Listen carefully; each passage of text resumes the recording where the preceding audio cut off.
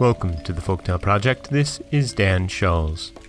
Today, in honor of Andy, our newest family member, we have two final Aesop fables. And both of these are of the cat, as they say.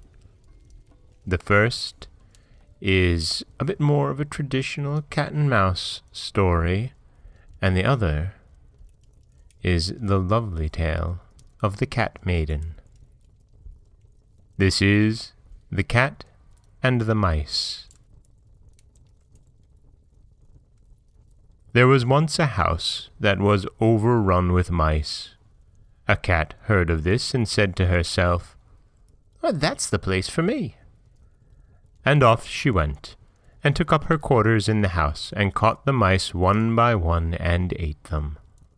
At last, the mice could stand it no longer, and they determined to take to their holes and stay there. "That's awkward," said the cat to herself. "The only thing to do is coax them out by a trick." So she considered a while, and then climbed up the wall, and let herself hang down by her hind legs from a peg, and pretended to be dead. By and by a mouse peeped out, and saw the cat hanging there. "Aha!" it cried. "You're clever, madam, no doubt. But you may turn yourself into a bag of meal hanging there if you like, yet you won't catch us coming anywhere near you. If you are wise, you won't be deceived by the innocent airs of those whom you have once found to be dangerous."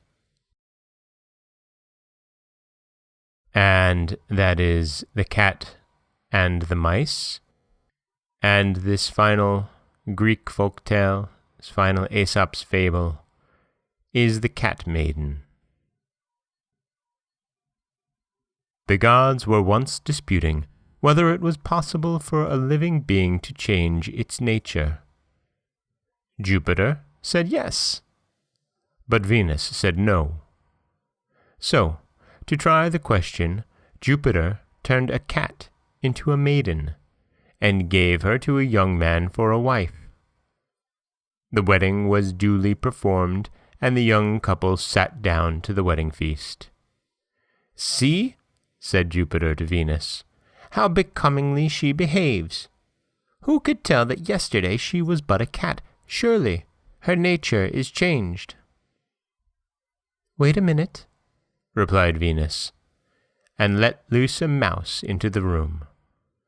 No sooner did the bride see this than she jumped up from her seat and tried to pounce upon the mouse. "Ah, you see," said Venus, "nature will out."